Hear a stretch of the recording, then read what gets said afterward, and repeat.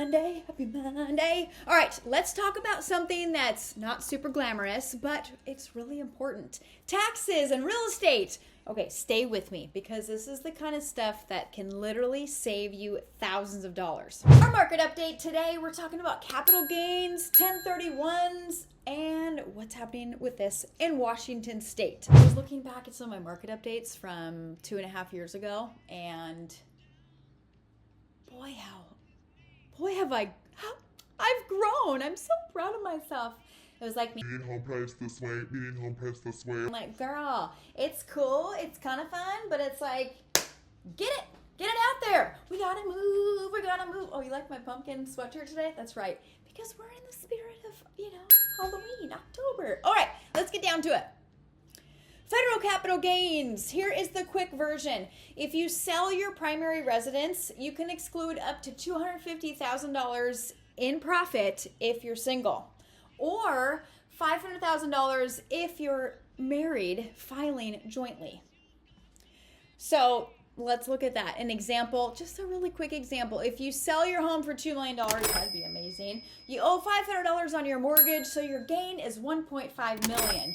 If you're a couple, $500,000 of that is tax-free. The remaining $1 million could be taxed at long-term capital gains rates.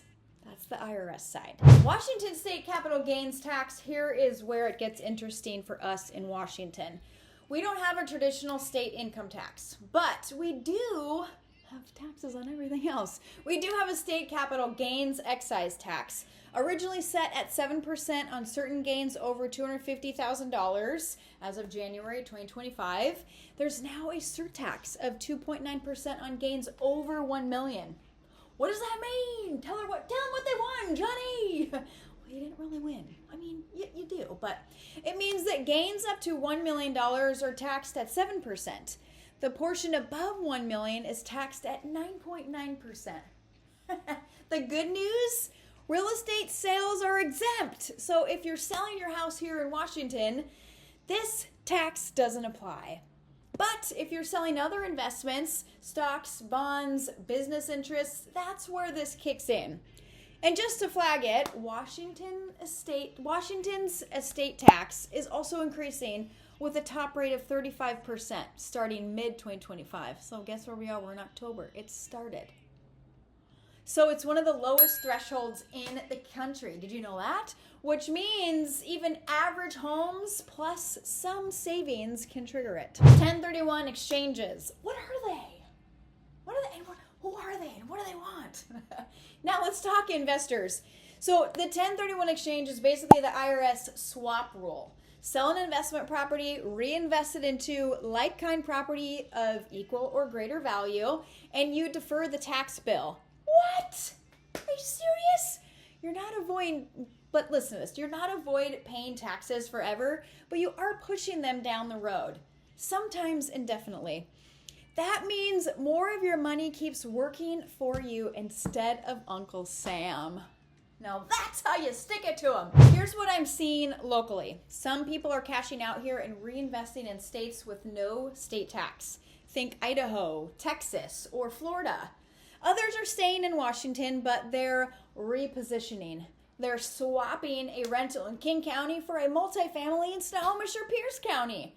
Or they're heading east where rental demand is super strong and numbers often pencil out better. And remember, real estate is considered like-kind nationwide. You can sell in Washington and exchange in another state and still get the tax deferred. Huge advantage. Okay, a couple things to note when you are dealing with a 1031 exchange, okay? As I mentioned, the replacement property must be equal or greater value to fully defer the gain, okay? You have 45 days to identify the replacement and 180 days to close. And you must qualify intermediately to hold the funds. And then your personal property residence does not qualify. It's only investments or business properties, okay? And hey, if you want the nitty-gritty on how these work, I've got a friend who handles 1031 exchanges in his sleep.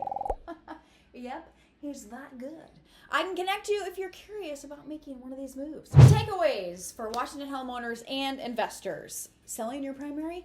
Know the $250,000 and $500,000 federal exclusion, okay? Are you selling investments? Washington's 7% applies over 250,000 and 9.9 applies on gains above 1 million.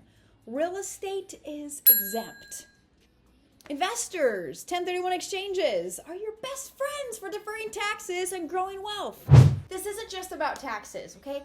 And I'm not a tax advisor, please know that. This is just me sharing some information that I know to help you make smarter decisions with your real estate purchase, okay? You should always refer to anybody that, specializes in whatever it is, a CPA, a tax advisor, a real estate agent for real estate. Does that make sense? A 1031 exchange, those people as well. All right, so it is about strategy, you guys, and building wealth. Where you live and how you invest makes all the difference. And hey, if you're digging my content and you don't want to miss out on my earth-shattering, groundbreaking market updates, seriously, it's like Beyonce it's like the Beyonce of real estate content. Hit that subscribe button, help a girl out. And I also drop fun shorts to brighten your day. Stay a while, snoop around. And like, subscribe, share, comment, do all the things. And if you want to know how all of this applies to your situation, let's grab some coffee. And I'll talk it through before that tax bill comes knocking. Or again, I'll refer you to a tax advisor or a CPA. Hey everybody, it's Laura Sinclair here. No, it's not, it's Harry Carey. Hi everybody, Harry Carey here. And it's been the very best Monday, but it's not over. It's been the very best market update. How about that? I hope you guys have a fabulous Monday and an even better week. And you know what? Make it the best week ever. I will see you guys next week. Peace.